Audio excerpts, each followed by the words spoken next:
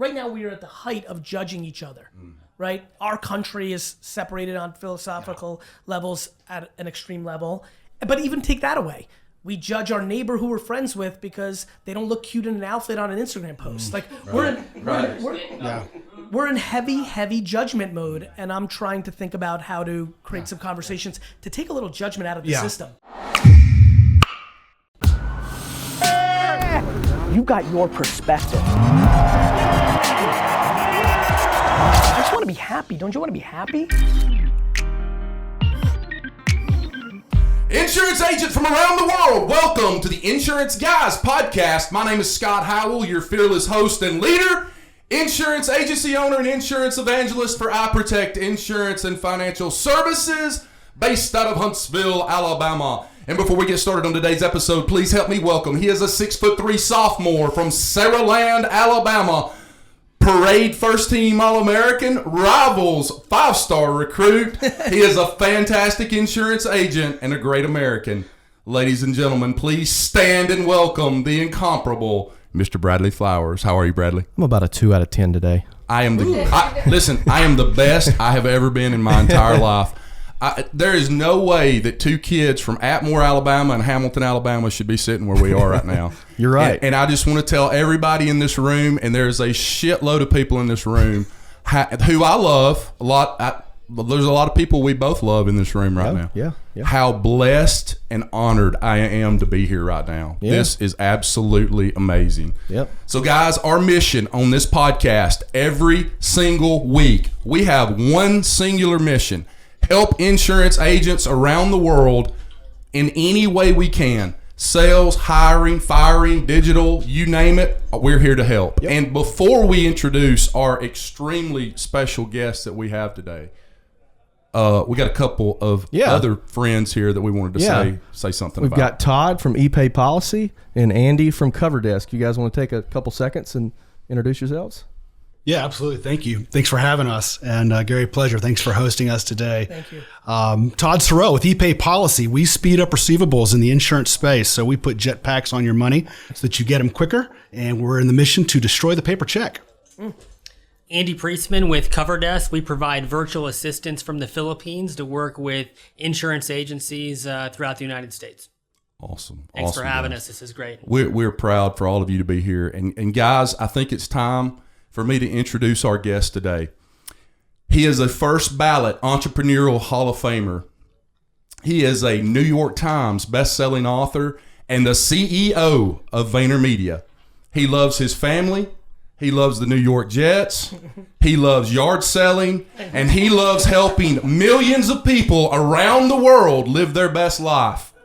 Ladies and gentlemen, I give to you the gold standard of entrepreneurship in the United States of America, Mr. Gary Vaynerchuk. I appreciate that very much. I'm extremely well.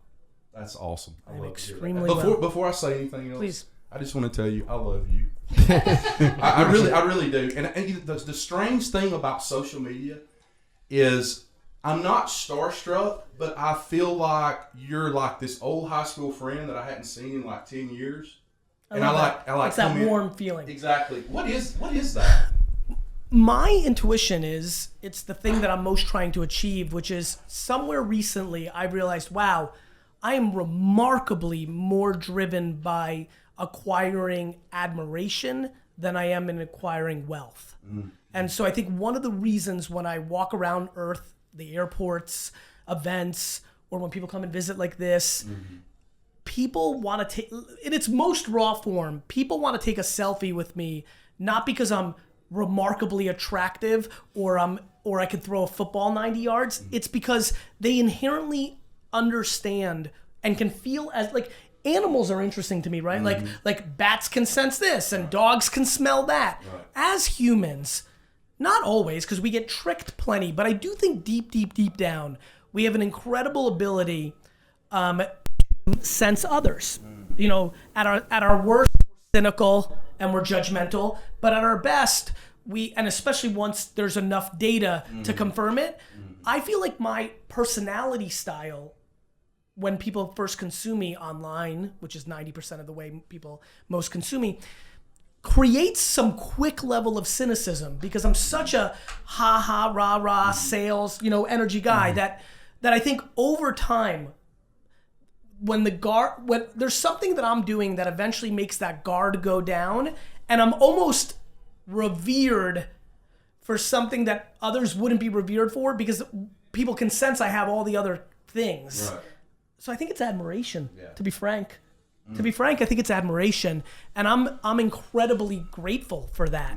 I like that I'm becoming known, and it's coming out of the fact that I'm providing disproportionate value to people without any expectation in return in a world where a lot of people are trying to put out content sheerly as a top of the funnel to get you into giving them money. Yeah. I don't know what to say. Well, Not super complicated.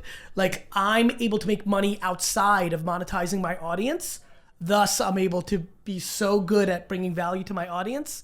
And I believe that people sense that. And that is what's making me slightly different than others who are required. And I don't judge that. There are people who've signed up for, I'm a personal brand, I make my money for my audience, but it just changes the relationship if you know deep down when they made that video that they really want you to sign up for their free white paper, which actually is trying to get you to give them $4,000 a month to be their business coach. Right. And I think that's what people may sense at first with me, and then they're kind of always waiting for the other shoe to drop. And then literally when the only other shoe that even touches my audience is a sneaker or wine, not directly attributed to what I'm doing for a living, there's something that's going on, and I think it's based out of intent because, again, I built my family business long before anybody knew who I was. VaynerMedia doesn't provide products or services to my audience. It provides services to, Fortune 100 companies. I'm in a nice spot. I've created a financial infrastructure that allows me to actually give as a personality. Going back to your dog or your animal example, yes, I think part of it too, and the reason I have that feeling towards you as far as more of a friendship, even though we've never met before, don't know each other, is authenticity. You see somebody on social media and you're like, that's a good dude right there. Well, and you and I got to hang out at Agent 2021 and in Mobile. Yep. There is a level of humility to you that you can sense in person. Absolutely. Way more than you can on video. Yes, and it's almost. By the way, I apologize for interrupting. Yeah, no. I'm like desperate to meet everybody because, to your point, and I'm sure you didn't sense that when I was talking directly to you. It's when you got to watch me work a room in my natural state, prep for going on stage. I know that about me. I know.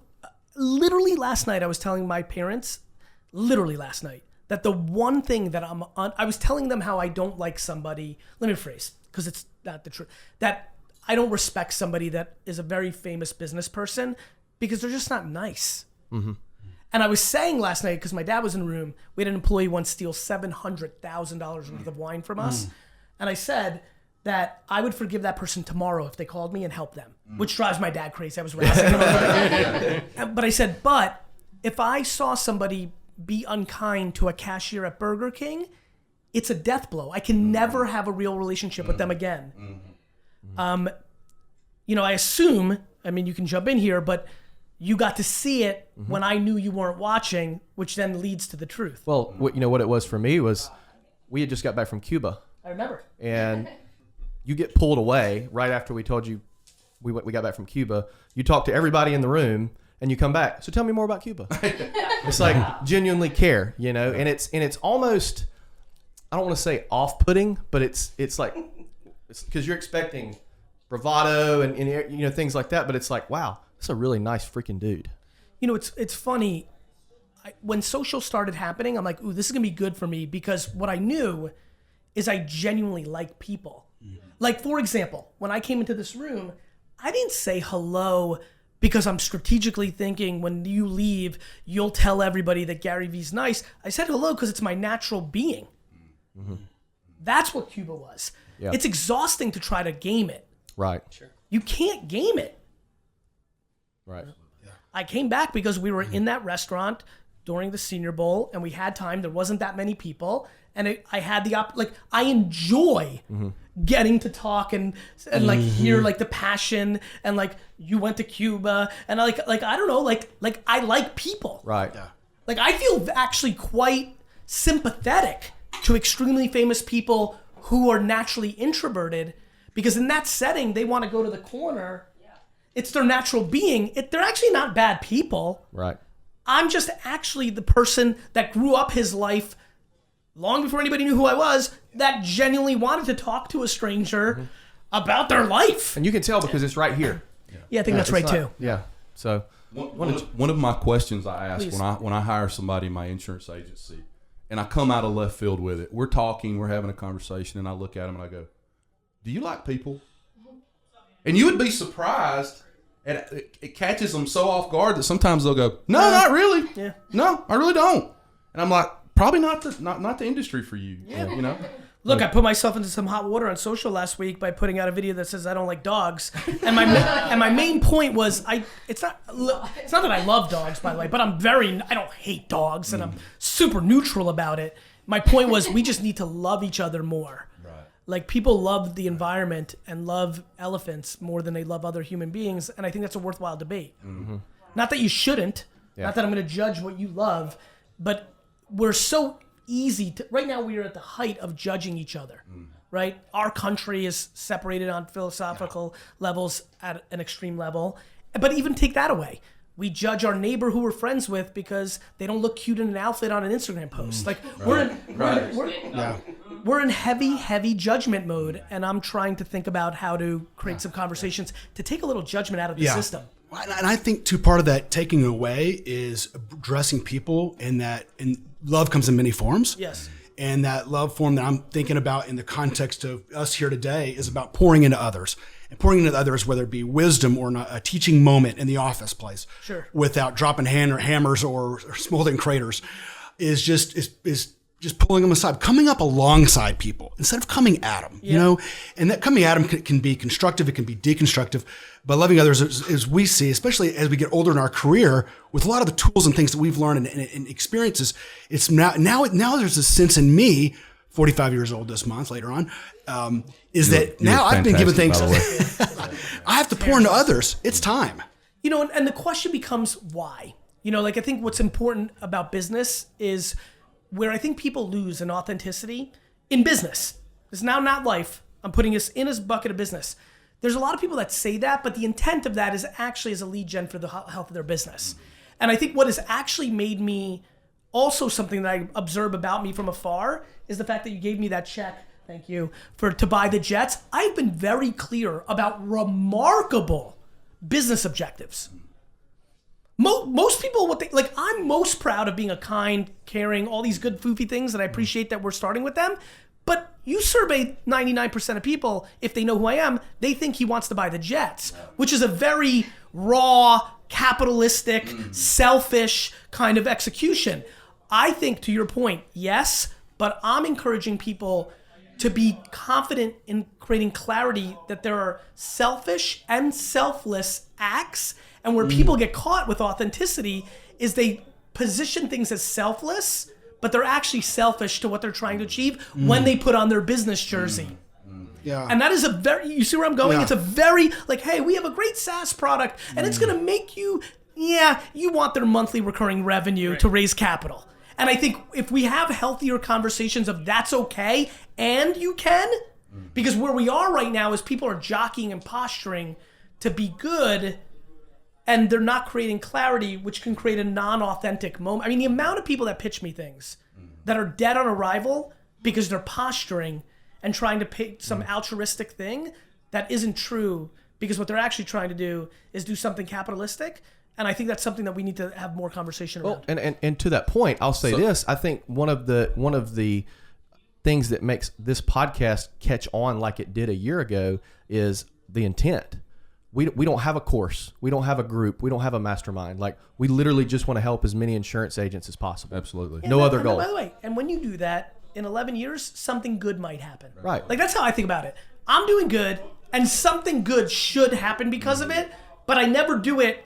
The amount of people that cry and are angry that people take advantage of them, and when I dissect them, I'm like, people aren't taking advantage of them. You started the relationship with some selfish want and need. That person sniffed out your horse shit, and that's why they didn't deliver, and that's why you didn't get what you wanted. Right. You were the manipulator.